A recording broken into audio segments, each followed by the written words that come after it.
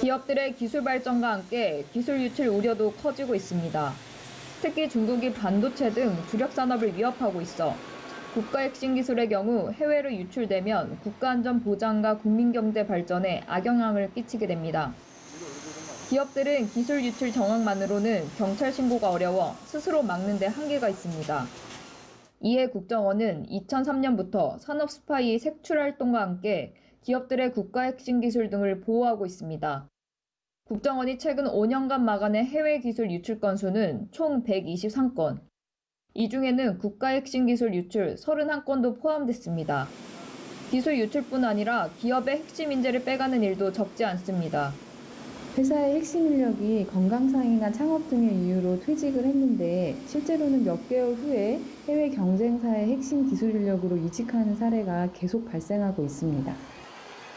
실제로 8월에는 대기업 협력업체 A에서 연구원 퇴직자가 OLED 관련 장비 기술 도면 등을 빼돌리고 중국 업체와 공모해 동정업체를 설립한 경우가 있었습니다.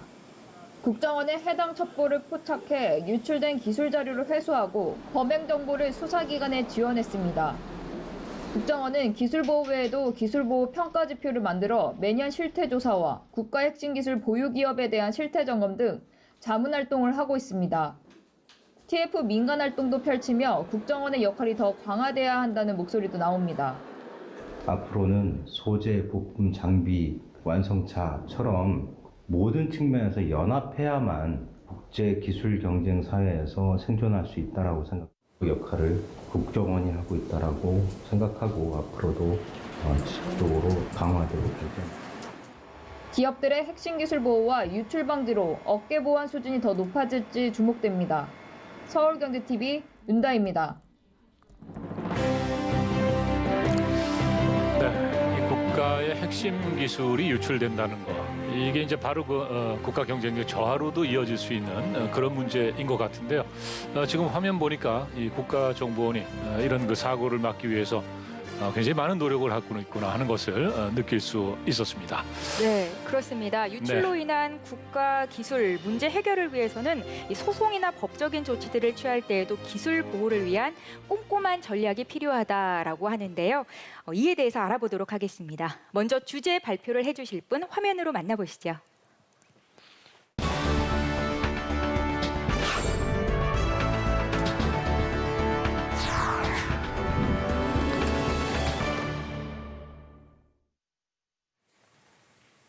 안녕하십니까. 법무법인 율촌의 변재훈 미국 변호사입니다. 저는 글로벌 기술 소송의 주요 무대인 미국 소송을 소개해드리는 것으로 발표를 시작하고자 합니다. 먼저 글로벌 기업들이 소송을 이용해 기술 전쟁을 벌이고 있는 현황을 관련 미국 통계를 통해 확인해 보겠습니다. 미국 법원에서의 특허 침해 소송은 2010년까지 꾸준히 증가하여 지난 10년 동안에는 연간 3,000건에서 6,000건을 기록하였습니다. 물론 2016년 이후 감소한 경향이 나타나긴 합니다만 이는 사실 NPE의 무분별한 소송을 어렵게 만든 일련의 판례들이 나와 NPE가 제기하는 소송이 감소하였기 때문입니다. 그래서 NPE가 제기한 소송을 제외하고 보면 그 그림이 크게 달라집니다. 이 그래프에서는 특히 우리 기업들이 연관된 특허 소송 건수를 보고 계십니다. 또 영업 비밀 침해 소송 건수도 2017년부터 급증한 것을 알 수 있습니다. 결론적으로 국내 기업이 미국에서 소송 관련해서 기술 소송 관련 기술 소송에 휘말리게 될 가능성은 더욱 커져가고 있다고 하겠습니다. 해외 소송 중 왜 특히 미국 소송을 이야기하는지 그 이유를 설명해 드리겠습니다. 미국 민사소송 절차는 국내 소송 절차와 크게 다른 점들이 있습니다. 먼저 배심원 재판인데요. 특허 소송과 영업비밀 침해 소송도 예외는 아니어서 당사자 중 일방이라도 배심원 재판을 청구한다면 그렇게 진행됩니다. 또 배심원 재판이 있기 전 장기간에 걸쳐 진행되는 절차가 있는데요. 이것이 바로 이번 세션에서 살펴볼 디스커버리 절차입니다. 디스커버리란 사건과 관련된 문서, 자료, 정보, 증언, 현물 등을 당사자주에 입각하여 공개, 요구, 교환하는 절차입니다. 여기서 당사자주의란 기본적으로 법원은 스포츠 경기의 심판과 같은 역할만 할 뿐이고 실제 디스커버리의 진행은 당사자들이 스스로 한다는 의미입니다.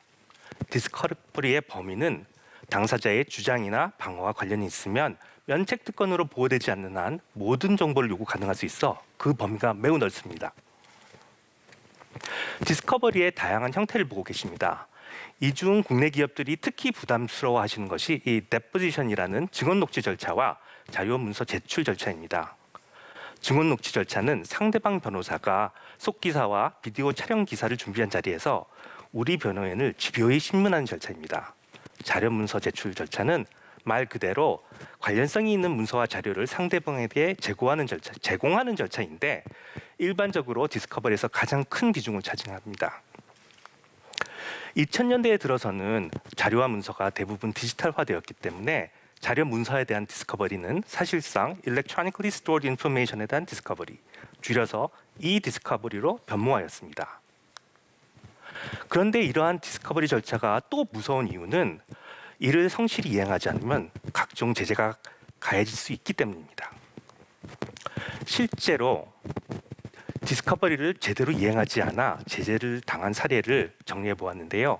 보시다시피 제대로 이행하지 않는 사실이 나중에 발각되어 상대방의 주장이 사실로 인정되거나 소송 비용 지불 명령, 징계 의견 등이 나온 사례도 있고 또 데포지션을 거부하고 자료 제출을 거부하다가 조기 패소를 당한 경우도 있습니다. 그런데 우리에게 불리한 자료를 몇 개만 골라 제출하지 않으면 상대방이 이거 알 수 없는 거 아니냐 이렇게 묻는 분들도 계십니다. 하지만 저희 경험과 사례들을 살펴보면 상대방이 알게 될 가능성이 생각보다 높습니다.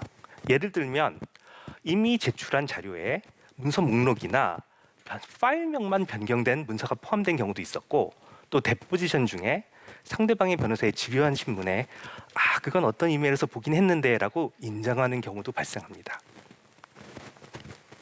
또 디스커버리의 규모와 비용도 상당합니다. 2010년 발표된 한 연구에 의하면 디스커버리에 의해 공개된 문서의 양은 평균 약 500만 장에 달했다고 하고 소송에 든 디스커버리에 소요된 비용은 작은 경우 60만 달러에서 큰 사건의 경우 1000만 달러나 되었다고 합니다. 그리고 그보다 중요한 것이 기술 관련 소송의 경우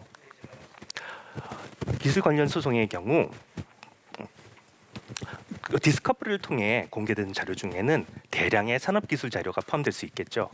그리고 여기에 접근하는 사람들이 많아지게 됨에 따라 기술 자료 유출의 리스크가 커지게 됩니다. 결국 디스커버리를 제대로 이행하지 않으면 소송에서 큰 불이익이 있을 수 있고 반면에 성실히 이행하게 되면 큰 비용이 들고 기밀 정보에 대한 접근자가 증가하여 보안 리스크가 발생하게 됩니다. 그럼 이 디스커버리 절차를 좀 더 살펴보면서 왜 보안 리스크가 증가하는지 좀 더 구체적으로 알아보겠습니다. 이 디스커버리 절차를 나타낸 EDRM 자료입니다. 디스커버리를 위해 식별되고 보존된 자료는 통상 이 디스커버리 업체가 포렌식 이미징 등 무결성을 유지하는 방법으로 수집을 해갑니다. 수집된 자료는 업체의 서버에 올려져 추출, 변환, 인덱싱 등의 프로세싱 단계를 거치고 소송 대리인들은 각자의 서버에 접속하여 분석과 검토를 수행하게 됩니다. 그렇게 선별된 자료를 합의된 포맷으로 출력하여 상대방에게 제공하는 것이 프로덕션 단계입니다. 이러한 절차에서 각 단계마다 우리의 기밀 정보를 우리 대리인은 물론 이 디스커버리 업체, 나아가서는 상대방 측까지 접근할 수 있게 되는 것이죠. 물론 상대방 측, 우리 측 소송 대리인, 우리 측 이 디스커버리 업체에게 각각 기밀 보호를 담보하기 위한 제도적 장치가 마련되어 있긴 합니다. 하지만 이런 제도적인 장치가 있다고 하여도 기밀 정보에 접근 가능한 사람이 늘어나는 것 자체가 보안 측면에선 엄청난 리스크의 증가라고 하겠습니다. 그럼 이 디스커버리를 수행하면서 기밀 보호를 하기 위하여는 모든 참여자들이 유기적이고 상호 보완적으로 각자의 역할을 잘 수행하여야 하겠습니다. 이 발표도 유기적인 역할 분담을 통해 잘 마무리할 수 있도록 이제 임영주 변호사님께 바통을 넘기겠습니다.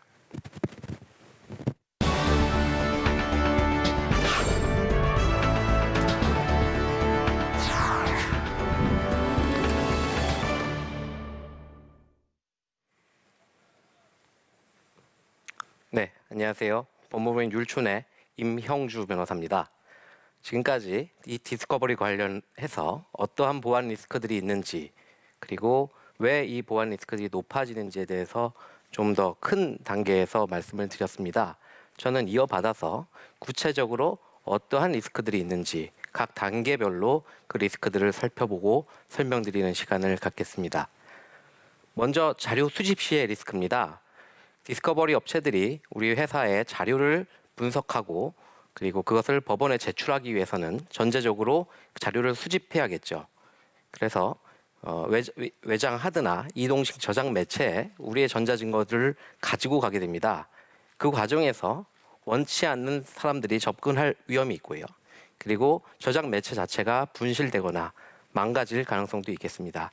이러한 기술적인 리스크 외에도 자료 수집 이후에 사용한 매체에 남아있는 사본들을 나중에 다 삭제하거나 완전하게 영구적으로 그걸 다시 볼 수 없게 만들어야 되는데 이런 것들을 제대로 처리하지 못해서 다시 그러한 정보들이 다시 유통되는 그런 리스크들도 생각할 수 있겠습니다. 두 번째는 자료를 분석할 때의 리스크입니다. 자료를 수집하고 그것을 디스커버리 업체가 분석을 하고 프로세싱을 하는 과정, 그리고 대리인이 그것을 1차, 2차로 리뷰하는 과정에서 자료가 유출되는 리스크가 있을 수 있겠죠. 대표적으로 두 가지만 말씀드리겠습니다. 이런 자료 분석은 여러 소프트웨어를 사용하게 되는데요. 그런 소프트웨어를 온프라미스로 할 수도 있긴 하겠지만 이런 클라우드나 아니면 이런 인터넷 상황에서 분석을 할 수도 있습니다. 그 과정에서 네트워크 통제 미흡이나 해킹을 통해서 인터넷을 이용해서 오픈이 될 그런 위험이 있습니다. 두 번째는 미국 소송이기 때문에 발생하는 리스크인데요. 한국 회사가 사용하는 여러 가지 내부 자료들은 한글로 되어 있습니다. 이것을 미국 소송에서 사용하기 위해서는 번역 과정이 필요하고 실제 디스커버리 업체에서의 번역은 미국에 온 한국의 교포들을 통해서 번역을 하게끔 하게 되어 있습니다. 이런 과정에서 사람을 통한 인적 리스크를 통한 자료 유출의 리스크들이 생길 수 있다고 하겠습니다. 지금까지는 자료 수집과 분석 과정에서의 리스크를 말씀드렸는데요.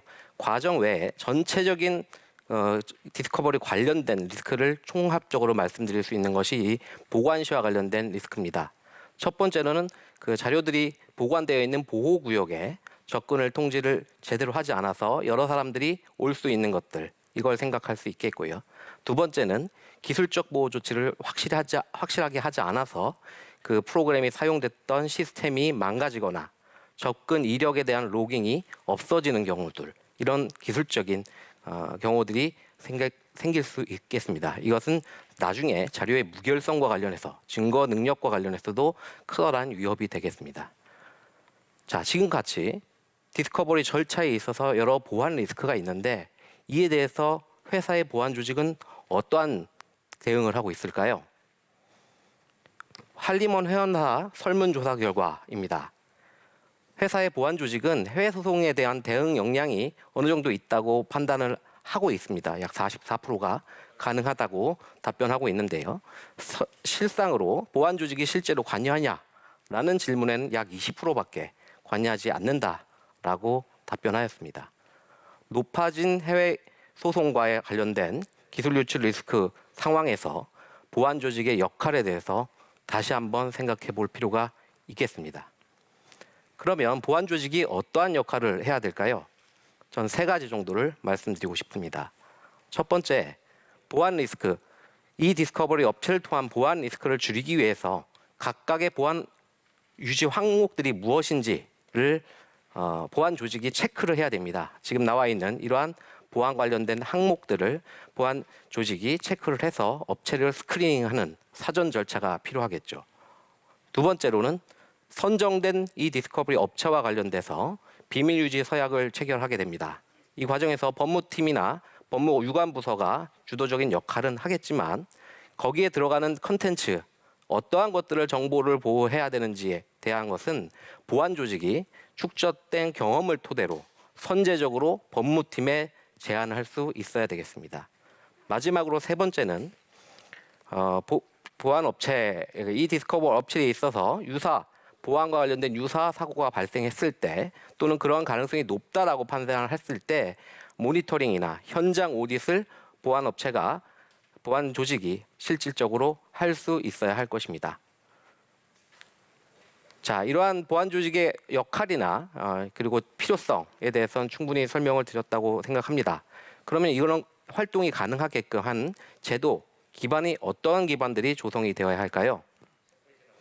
첫 번째, 해외 소송 시 이렇게 기업의 보안 리스크들이 많다는 것을 다른 일반적인 국내 기업들이 충분히 알고 있어야 합니다. 국내 및 국내 디스커버리 업체들이 그래서 여기에 참여할 수 있고 그리고 민관이 협력해서 그러한 가이드라인을 정립하는 데 도움이 돼야 될 것이고 국가가 이것을 전체적으로 매니징을 해서 전체적으로 배포하는 일종의 문화 확산이 제일 중요한 요소라고 하겠습니다. 두 번째로는 해외 자료가 해외로 나가는 것은 그 자체로 리스크를 높이는 요소이기 때문에 자료가 결국엔 미국 소송을 쓰기 위해서 자료가 밖으로 나갈 수밖에 없겠지만 가급적 그 모든 로 데이터들이 디스커버리 분석 단계에서부터 나가는 것을 막기 위해서 국내 이 디스커버리의 생태계 기반 조성을 위한 노력도 필요할 것입니다. 마지막으로 좀 더 장기적인 과제겠죠. 이러한 그 국내 이 디스커버리 업체나 국내 보안 조직이 충분하게 활동을 할 수 있게 하는 좀 더 법이나 제도적 측면에서의 개선 방안입니다. 우리 특허법이나 부정경쟁 방지법에 의하면 비밀유지 명령 제도라는 것이 있고 이것을 어기면 형사처벌도 가해지게 됩니다. 이 디스커버리 업체에도 이러한 의무가 있다는 것을 충분히 법에서도 통일적으로 규정할 필요가 있고 여러 가지 그 법령 개정 환경에서 이게 당장 이게 만들어지기 어렵다 한다면 그때까지라도 보안 조직은 이러한 규정의 개정을 위해서 노력을 하고 그 개정 전까지는 이러한 다른 산발적인 다른 법령이 있다는 것을 근거로 이 디스커버리 업체에게 보안 준수 의무를 요청해야 할 것입니다. 예, 지금까지 이 디스커버리 과정에서 생길 수 있는 보안 리스크와 보안 조직의 역할 그리고 그와 관련된 기반 조성을 말씀드렸습니다. 이와 관련된 추가적인 논의는 패널 토의를 통해서 좀 더 자세하게 이야기를 나누면 좋겠습니다.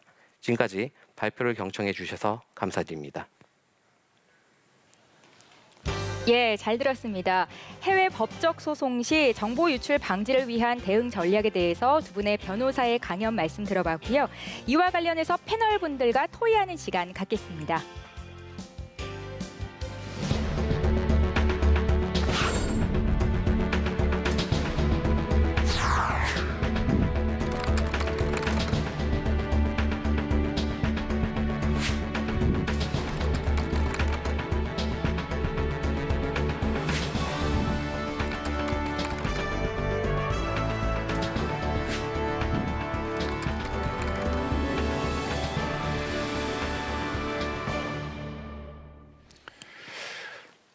네, 2020 산업보안 국제 컨퍼런스 이제 세 번째 주제 토론에 들어가겠습니다.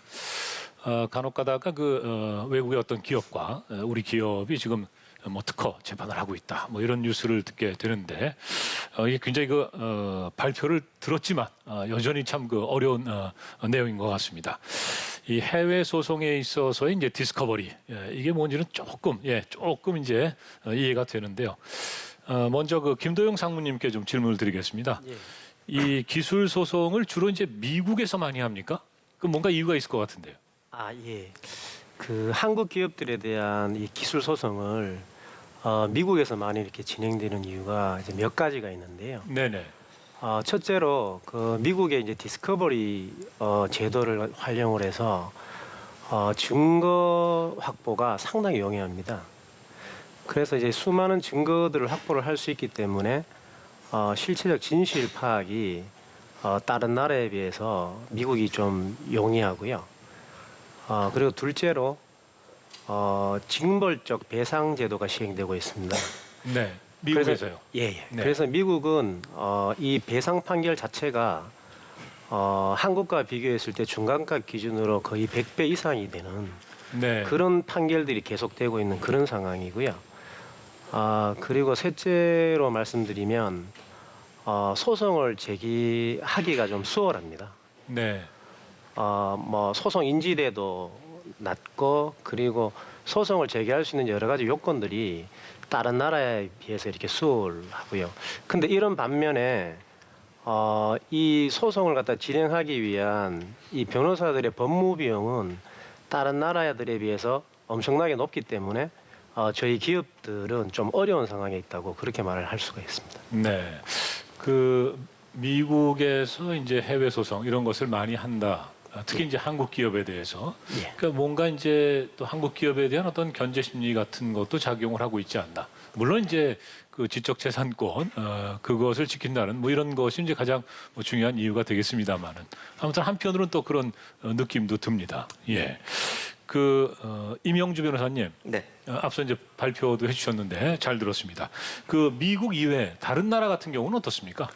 예, 일단 디스커버리 제도라는 것은 그 영미법상의 당사자주의라고 해서요. 그 법원은 그 전까지는 판단을 하지 않고 이제 일종의 스포츠 경기에서 주심의 역할을 합니다. 그래서 이러한 그 디스커버리 제도라는 것은 이런 당사자주의에 입각한 제도입니다. 그래서 영미법을 쓰는 나라들, 대표적인 게 미국, 그리고 영국, 그리고 영연방에 속했던 호주 이런 나라들이 디스커버리 제도를 활용하고 있고요. 네. 그 중에서 가장 범위가 넓은 게 미국이라고 할 수 있겠습니다. 네. 그리고 미국은 이런 소송뿐만 아니라 이제 ITC라는 제도가 있습니다. 무역위원회 제도인데요. 예전에 뭐 삼성 애플 사건 할 때 많이 나왔던 네네. 법원 단계하고 좀 다릅니다. 그건 행정기관인데요. 그런 행정기관의 소송에 있어서도 디스커버리 제도를 활용하고 있고요. 네네. 일반 소송보다도 범위가 더 넓고 그리고 그 진행되는 시간이 더 짧기 때문에 기업 입장에서는 그게 더 부담이다 이렇게 말씀드릴 수 있습니다. 네. 다만 영미법 외에 다른 나라들 가장 대표적인 게 독일, 한국, 일본은 이제 소위 대륙법계라고 해서 네. 이 대륙법계에서는 이 디스커버리 제도가 도입이 되지 않고 있고 다만 이런 현실에서 영업비밀 소송과 같은 경우는 증거가 이제 한쪽에 편제돼 있고 접근이 어렵지 않습니까? 그 네네. 자체로서 비밀이기 때문에 그래서 이것을 좀 개선하고자 하는 그런 여러 가지 입법 그 시도들이 있고 한국도 최근에 뭐 한국형 디스커버리 제도 이런 것들에 대한 개정안들이 활발하게 논의가 되고 있습니다. 네. 예, 요약을 하자면 영미법 국가 미국, 영국, 호주만 디스커버리가 인정되고 있다 이렇게 생각하시면 될 것 같습니다. 네. 미중 간의 무역 전쟁도 굉장히 치열한데 네. 중국 같은 경우에는 어떻습니까? 견제를 많이 당하고 있는 그런 쪽인가요? 그렇죠. 근데 중국은 디스커버리 제도가 없고요. 아하. 있고요. 그렇군요. 미국은 이제 있죠. 네. 앞서 발표를 들어보니까 말이죠. 이 해외 디스커버리 업체에 대해서 이제 자료를 제출할 때 이게 굉장히 조심스러운 것 같아요. 그러니까 네. 이제 그 자료를 통해서 뭔가 또 다른 어떤 정보 같은 것들이 유출될 수도 있는 거 아니겠습니까? 네. 이거 어떻게 해야 됩니까? 예, 맞습니다. 지금 말씀 주신 것처럼 그 자체, 그 목적 자체가 상당히 좋다고 하더라도 소송에 쓴다는 목적이라는 게 있지 않습니까? 그런다고 하더라도 그 제공되는 자료가 국가 핵심 기술인 경우에는 그 자체가 리스크이기 때문에 우리 산업기술 유출 방지법에 의하면 국가 핵심 기술을 해외로 수출하는 경우에는 반드시 산자부 장관의 승인이나 신고를 받아야 됩니다. 그리고 그런 승인이나 신고가 없이 수출을 하게 되면 행정명령이나 그리고 형사처벌도 받게 되고요. 네. 예, 근데 여기서 말하는 수출이라는 것은 소송에 쓰이기 위해서 자료를 보내는 것도 수출의 개념에 포섭시키고 있습니다. 아하. 그래서 소송을 하기 위해서 자료를 보내는 것이 목적은 정당하다 하더라도 네네. 절차적으로는 산자부 장관의 승인이나 신고를 받아야 되고요. 네. 만약에 이것이 없이 만약에 진행이 된다, 국가정보원이 이 부분을 조사를 해서 나중에 형사 절차까지도 이어지게 됩니다. 네. 네. 아니 근데 앞서 발표에서 네. 그 자료 요청했는데 안 주고 그러면 또 그것도 그 패소로의 이유가 된다. 네. 뭐 이런 내용이지 않았습니까? 네, 맞습니다. 야, 그거 아주 까다롭네요. 예, 그렇죠. 그 제공하는 범위나 그리고 타이밍이나 네네. 시기나 이런 것들을 잘 맞춰줘야 되고 그런 예. 면에서 기업 입장에서 상당히 부담이 되는 것이죠. 네. 석훈 실장님. 네. 네. 지금 기업에 계시죠? 네. 예, 실제 기아자동차. 이런 소송을 경험을 해보셨죠? 네, 있습니다. 저희들이 수출 승인 신고 시에 일반적으로 저희들이 정보 보안을 위해서는 이제 두 가지 역할을 크게 많이 하게 되는데요. 네네네.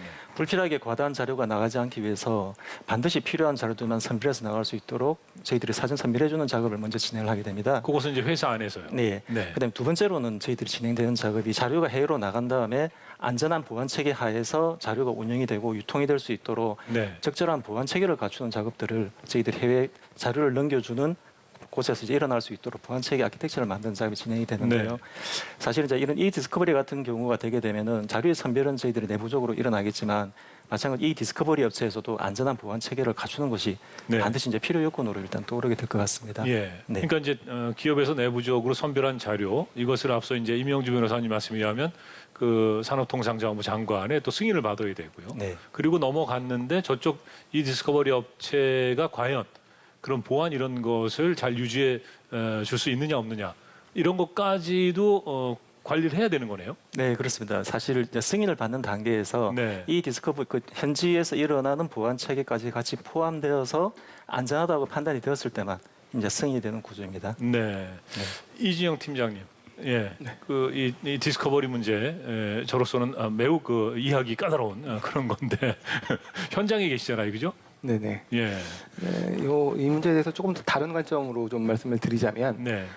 이런 제도를 절차적인 제도를 효율적으로 준수하기 위해서라도 어떤 사건이 일어났을 때뿐만 아니라 평상시에 체계적인 보안 관리를 잘 해둬야 된다는 말씀을 드리고 싶습니다. 네. 특히 국가 핵심 기술 정보는 라벨링을 하든 아니면 물리적으로 나누어서 분리를 하든 좀 기업의 일상적인 다른 정보하고는 분리돼서 별도로 보관되고 저장되고 관리가 되어져야 됩니다. 네네. 그렇지 않고 이 핵심 정보가 기업 내부에 곳곳에 산재돼서 저장이 되어지면 심한 경우에 핵심 기술과는 전혀 상관이 없는 소송이 들어왔음에도 불구하고 이 핵심 기술이 같이 수집되어지고 제출되어지는 그런 난감한 상황이 발생을 할 수도 있고요. 네네. 네. 그다음에 뭐 시간적으로 본다고 쳐도 그 당장 소송이 들어왔는데 네. 우리의 핵심 정보가 어느 부분에서 얼마만큼 수집되고 제출되어 되는지 네네. 뭐 이런 것들을 식별하고 또 그 식별된 걸 가지고 또 산자부에 심의를 요청을 하고 심의를 받고 승인을 받아서 네. 이렇게 하게 되면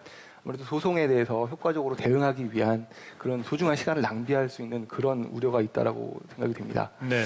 그래서 이 국가 핵심 기술 정보는 평상시에도 업무에 반드시 필요한 그 제한된 승인자에 대해서만 접근을 허가하고요. 네. 또 반드시 지정된 장소에 저장을 할 수 있게 그렇게 해서 불필요하게 우리의 그 핵심 기술이 수집되어지거나 제출되어지지 않도록 네. 원천적으로 방지하는 게 바람직하고요.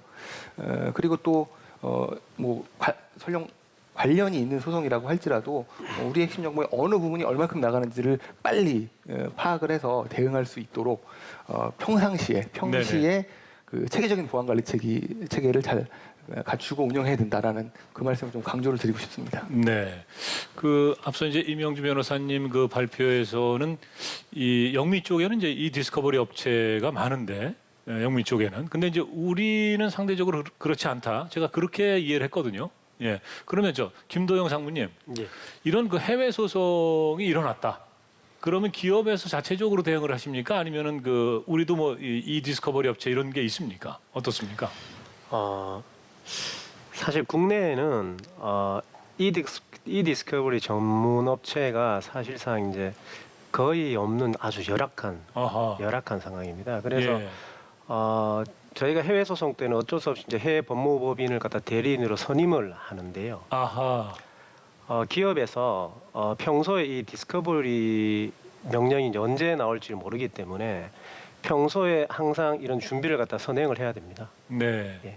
어떤 뭐 이메일이 됐든지 데이터가 됐든지 기술 자료가 됐든지 이런 부분들에 대해서 평소에 디스커버리에 대비해서 계속 디스커버리 작업을 갖다 해야지만 저희가 이 디스커버리 과정을 외부에서 진행을 했을 때 유출을 될 수 있는 정보를 실질적으로 예방을 할 수가 있습니다. 네. 그러기 위해서는 기업에서도 물론 이제 전문 업체가 한국에 많이 활발하게 양성이 돼야 되지만 기업에서도 전문 인력을 양성을 하고 시스템과 인프라를 좀 구축하는 그런 노력이 좀 선행이 돼야 할 것 같습니다. 네. 그 지금 현재는 일단 그 기업이 자체적으로 대응을 하고 있다. 대부분 그렇게 이제 볼 수 있는 거죠. 지금 현재는 일부는 대응을 하고 있지만 네. 대부분의 큰 소속권들은 외국의 이제 디스커버리 업체들에 의존하고 있는 네네. 상황입니다. 앞서 이제 해외 그 법무 범위라고 예, 말씀하셨는데, 그렇습니다. 그러니까 이제 외국 회사에 이제 일을 부탁해야 되는 거잖아요. 예, 그렇습니다. 예. 그래서 그 많은 데이터가 외국에 전송이 될 수가 있고요. 네네. 그 전송 경로도 아주 다양하기 때문에 그 디스커버리 처리되는 과정에서의 유출들을 막기 위해서는 아까 이제 그 발표 내용과 같이 아주 다양한 활동이 지금 필요한 상황에 있습니다. 네.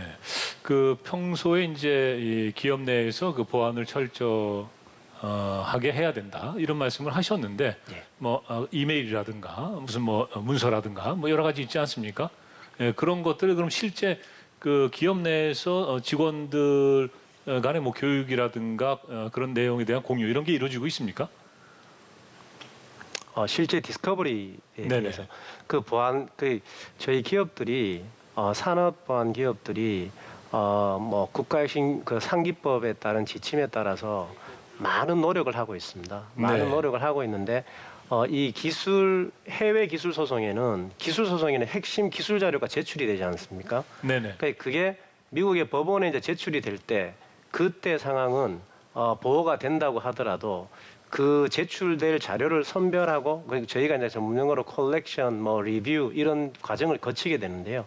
그 과정을 거치는 과정에서 그 핵심 기술 자료들이 저희가 기업 내부에서 보호하고 있는 만큼의 관리가 되지 않는 상황이 되면 그게 유출이 될 수 있다는 거죠. 핵심 네. 기술이기 때문에 노리는 사람들이 많지 않겠습니까? 네. 예. 자, 이 말씀을 들어보니까 이게 해외 소송이 발생하기 이전에도 평소에 이제 이 정보 또 기술에 대한 그런 보안 이런 것들을 굉장히 철저하게 해야 되지 않나 하는 생각이 듭니다.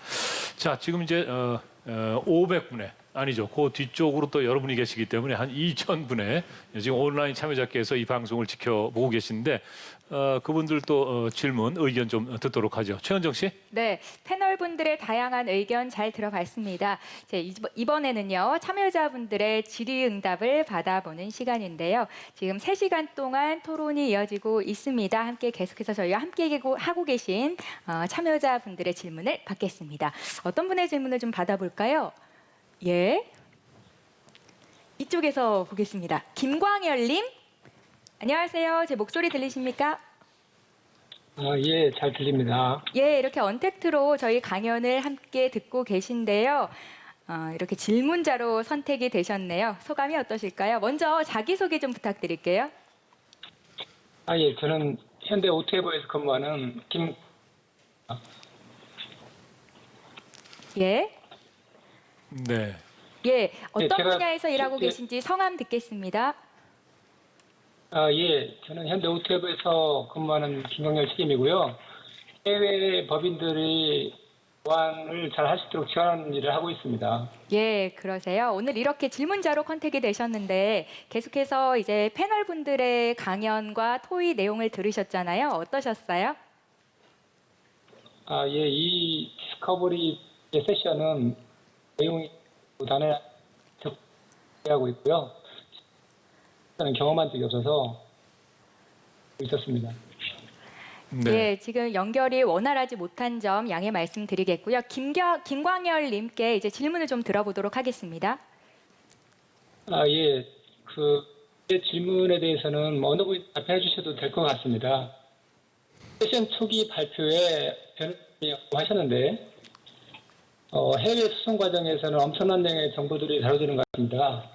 제가 궁금한 부분은 해외 수송 과정에서의 정보 유출 위험에 대해서 사전 보호 조치 방법이 구체적으로 어떤 것들이 있는지 하는 것과 만일 필요시 유출 감사를 해야 될 경우에 어떤 부분을 중점적으로 봐야 하는지 되게 궁금합니다.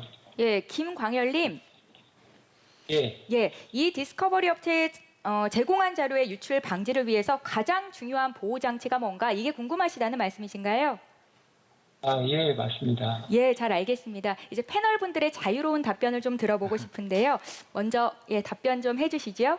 네, 제가 먼저 좀 말씀을 드리도록 하겠습니다. 네. 네네.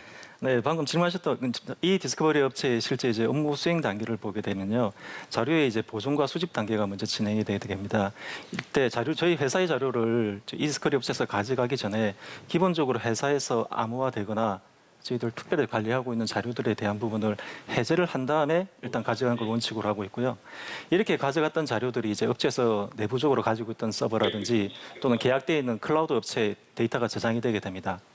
이렇게 저장된 자료들은 다시 업체에서는 내용을 리뷰를 하고 분석 검토, 아까 말씀하셨던 이제 번역이라든지 이런 작업들을 위해서 보안 USB라든지 또는 이메일 또는 외장 하드 같은 디지털 전송 장치를 통해서 자료들의 이동이 상당히 좀 일어나게 돼서 사실은 이 디스커버리 업체의 활동들은 상당히 보안 위험이 높은, 리스크가 높은 제 위탁 업무를 수행하고 있다고 볼 수가 있습니다.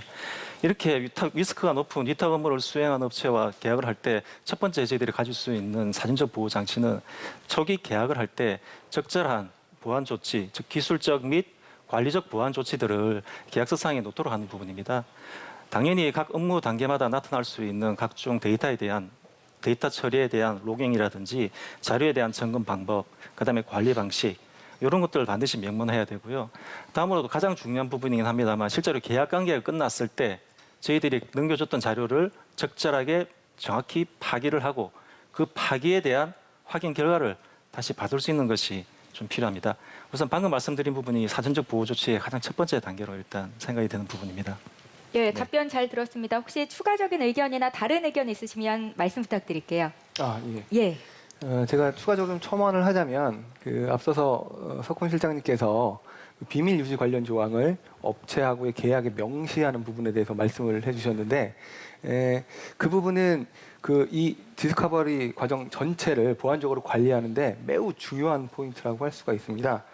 왜냐하면 기업의 보안팀 입장에서는 업체가 이 보안 요건을 제대로 준수하는지에 대해서 지속적으로 확인하고 모니터링을 해야 되는데요. 계약에 어떻게 명시가 되어 있는지가 그 기준이 될 수가 있기 때문입니다. 만약에 예를 들어서 계약에 이 사후 보안 점검이라든가 업체에 대한 보안 감사가 명시가 안 돼 있으면 아예 이 사후 점검이라든가 보안 감사를 하지 못하는 상황까지 갈 수도 있고요. 그리고 또 점검을 하게 되면 어떤 항목에 대해서 어떤 기준을 가지고 점검을 할지 이런 부분들도 사전에 업체하고 협의를 해서 잘 정리를 해 놓아야 됩니다. 그리고 이제 사후 보안 점검에 대한 얘기로 넘어가서 말씀을 드리면 사후 보안 점검에서 가장 중요한 건 원칙적으로 현장 점검이 원칙이라는 겁니다.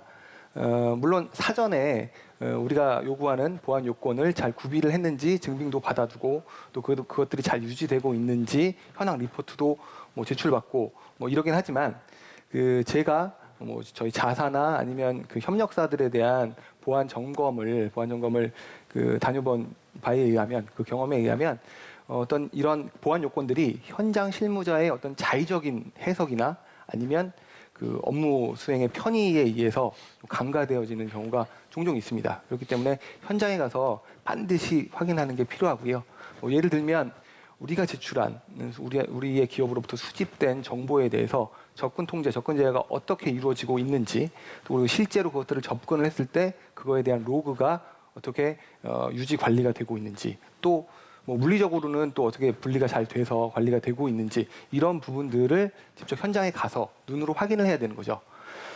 그런데 이제 현실적으로 보면 이 디스커버리 과정 자체가 해외 소송이다 보니까 법률 대리인이라든가 아니면 이 디스커버리 전문 업체가 외국계 기업입니다. 그러다 보니까는 물리적인 거리도 좀 상당히 떨어져 있고요. 그리고 또 현지 문화적인 특성 같은 것도 있고 해서 저희가 원하는 만큼 충분하게 보안 점검이나 감사를 하지 못하는 그런 분명히 어려운 부분들이 분명히 있습니다. 이 부분에 대해서는 저희가 지속적인 논의를 통해서 제도적으로나 실무적으로나 계속해서 강화하고 개선되어져야 될 부분이라고 생각하고 있습니다. 예, 이진영 팀장님 말씀 잘 들었습니다. 김광열님, 궁금증이 해결이 예. 되셨을까요? 예, 뭐 한편적으로 그렇게 쉽게 할 수 있는 절차는 아닌 것 같은데 예. 많은 연구와 노력들이 필요한 것 같습니다. 예, 실무 분야에서도 끝까지 최선을 다해 주시고요. 끝없는 공부가 필요할 것 같습니다. 오늘 감사합니다. 예, 감사합니다. 예, 다음 참여자분 질문을 받아볼 텐데요. 아마도 마지막 질문이 될 수도 있을 것 같습니다. 예, 질문 있으신 분들 손 한번 들어서 표해 주시겠어요? 아, 표정이 예? 참 좋으시네요. 김대용님, 안녕하세요. 네, 안녕하십니까. 예, 반갑습니다. 어디서 어떤 일을 하시는지 자기소개 간략하게 부탁드릴까요? 저는 지금 기아자동차에서 보안팀에서 근무하고 있는 김대영 매니저입니다. 예, 반갑습니다. 3시간이 넘는 가까운 시간 동안 힘드셨을 텐데도 방긋 웃어주셔서 저에게 힘이 되는 것 같습니다. 예, 어떤 질문이 있으실까요?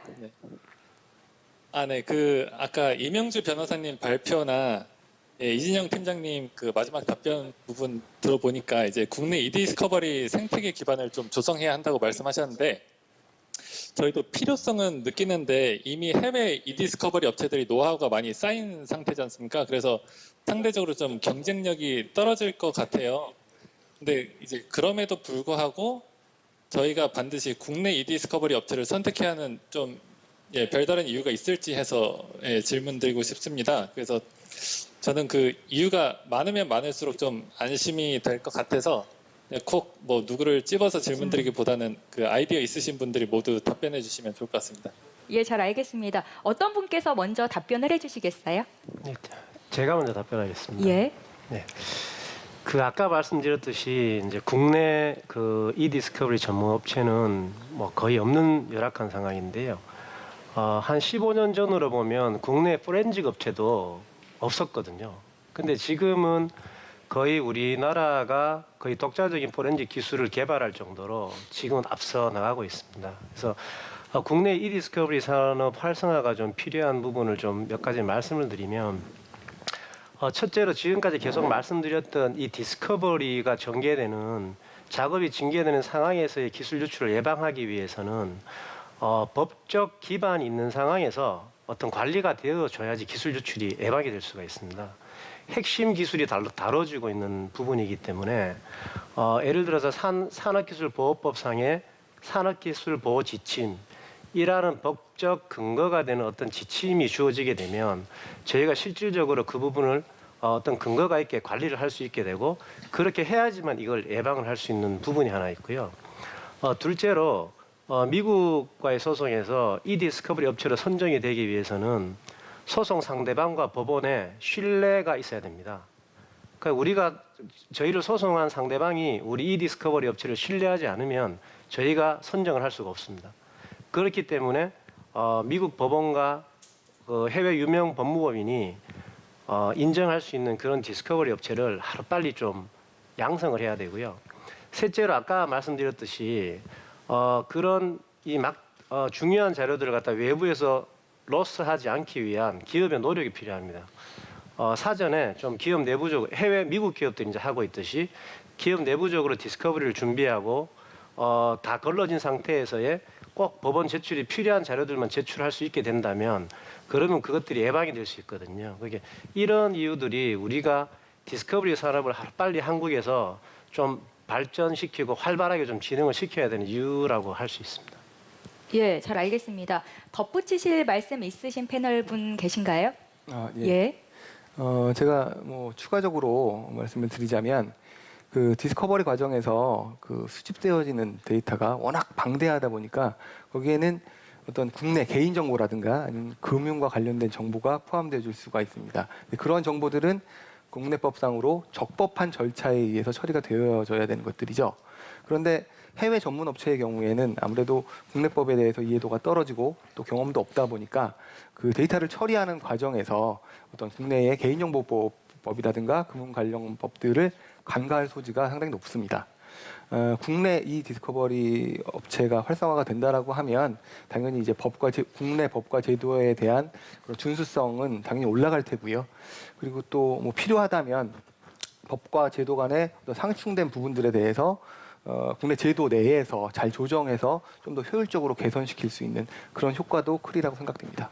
예, 감사합니다. 시간 관계상 답변은 여기까지 듣도록 하겠습니다. 김대용님, 네. 예, 궁금하신 점 해결이 되셨을까요? 네, 해결됐습니다. 예, 저희도 오늘- 이제 이런 일이 발생하면 안 되겠지만 혹시 발생하면 국내 업체를 적극적으로 검토하겠습니다. 네. 예, 오늘 3시간 동안 저희 토론 함께 지켜주셨는데요. 오늘 어떠셨어요? 작년에 제가 이제 산업보안 국제 컨퍼런스 참여를 했었었는데 그때는 이제 양지역 근처에서 했었거든요. 예. 그래서 되게 좋은 정보 많이 얻고 갔었는데 올해는 이제 코로나 때문에 어떻게 열릴 수 있을까 하고 좀 걱정을 했었어요. 사실 이런 기회가 아니면 새로운 정보들을 좀 얻기가 힘드니까 마침 이렇게 영상회의 방식으로 통해서 또 새로운 정보를 얻을 수 있어서 코로나에 대한 대비책도 좀 많이 배울 수 있었고요. 매우 유익한 시간이었습니다. 예, 앞으로도 이런 언택트 방식의 토론과 회의가 잦아질 것 같은데 늘 함께 해주시길 부탁드리겠습니다. 고맙습니다. 네, 감사합니다. 예, 마지막 세션에 대한 질의응답 시간은 여기까지 하는 걸로 하겠습니다. 네, 지금 이 자리에 앞서 영상으로 만나 뵀던 의원이시죠. 국가 핵심 기술 유출 방지 법안을 발의해 주신 고민정 더불어민주당 의원께서 와주셨는데요. 고민정 의원을 모시겠습니다.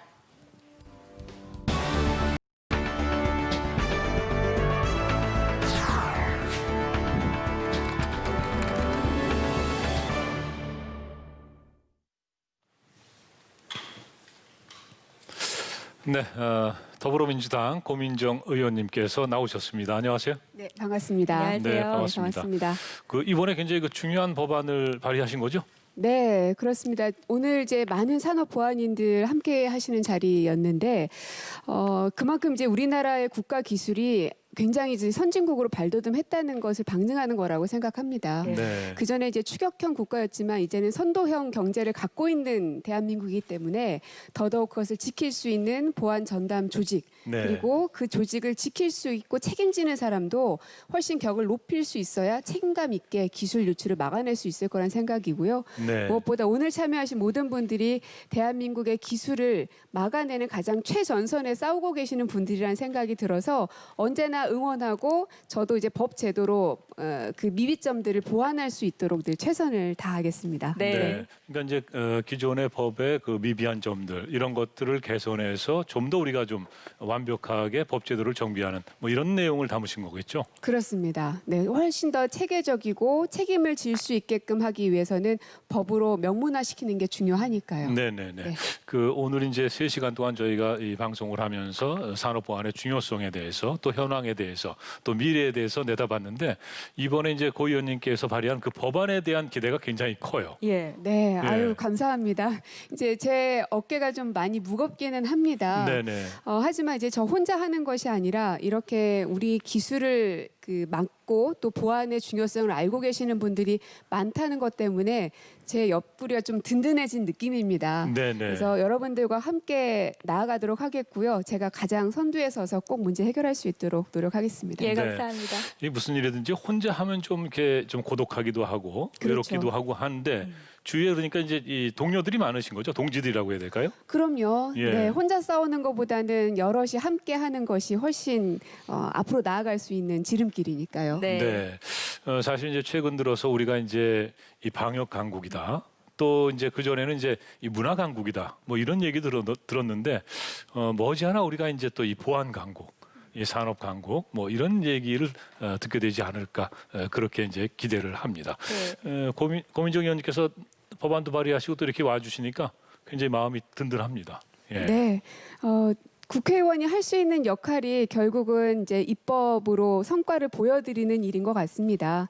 여러분들의 의견들을 더 많이 받아 안고 또 혹시나 이것으로 인해서 피해를 볼 수 있는 영역이 있지는 않은지 그런 것까지 꼼꼼히 챙겨서 이 법 제도가 좀 탄탄하게 마련될 수 있도록 끝까지 챙겨보겠습니다. 네. 네.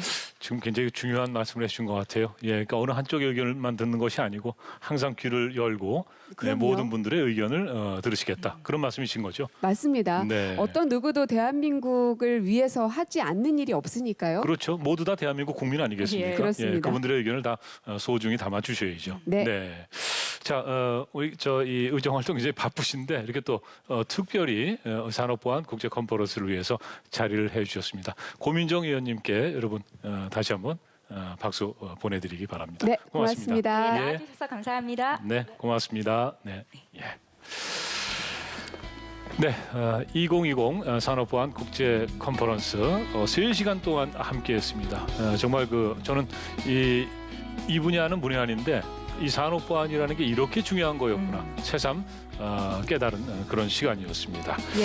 예. 열띤 강의와 토론 여기에 관심을 보여주신 많은 분들께 진심으로 감사의 말씀을 전하겠고요. 네. 무엇보다도 3시간 동안 저희와 함께해 주신 뒤에 계신 참여자분들께 네. 다시 한번 진심으로 감사의 말씀을 전해드리고 500분 아니 있습니다. 2천여 분의 예. 온라인 참여자 여러분께 다시 한번 감사의 말씀을 드리고요. 네. 저희가 이번엔 박수를 보내드려야 될 것 같아요. 예, 이 3시간 동안 자리를 뜨지 않고 이 자리를 지켜주셨습니다. 고맙습니다. 네. 자, 이상으로 2020 산업보안 국제 컨퍼런스를 모두 마치겠습니다. 함께해 주신 시청자 여러분께도 감사의 말씀 드립니다. 고맙습니다. 안녕히 계십시오.